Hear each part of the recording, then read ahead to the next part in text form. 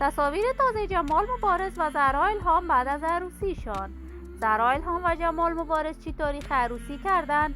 افشای رابطه جنجالی زهرا الهام با جمال مبارز و تصاویر تازه نشر شده زهرا الهام از کشور استرالیا و جنجال‌های تازه زهرا الهام که اصلا باورتان نخواهد شد.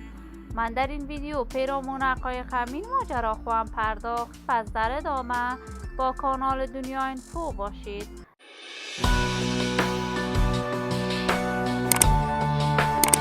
سلام و سلامتی ایام و کامتان با شما را خوش آمدید میگم به یکی دیگر از ویدیوهای جذاب کانال دنیا اینفو.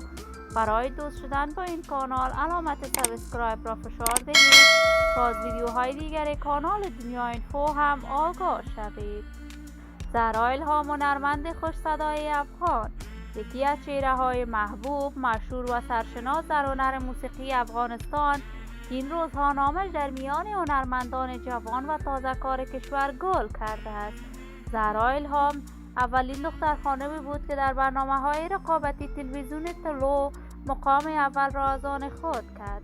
زهرا الهام کنسرت‌های بیشماری برای دوستداران و طرفداران موسیقیش در افغانستان و خارج از افغانستان برگزار می‌کرد و کمک و حمایت یکی از علاقمندانش به کشور استرالیا اسپانسر شد. زهرا الهام بعد از رفتنش به کشور استرالیا کارهای هنری بیشماری انجام داد که شهرت و محبوبیت خودش را در میان مردم افغانستان بیشتر از قبل ساخت.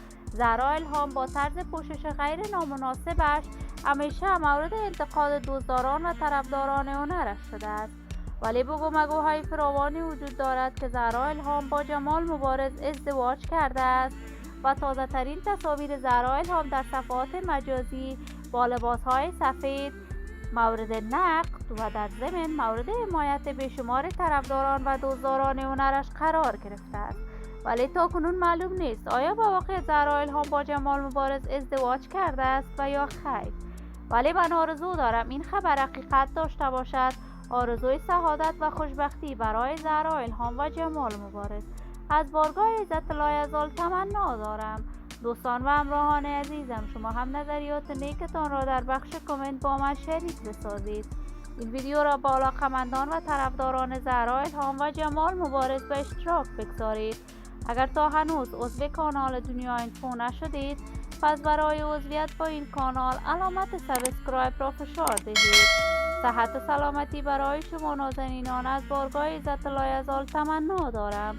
تا درودی دیگر امیتان را بالای من نان سپرده، موفق و کامگار باشید.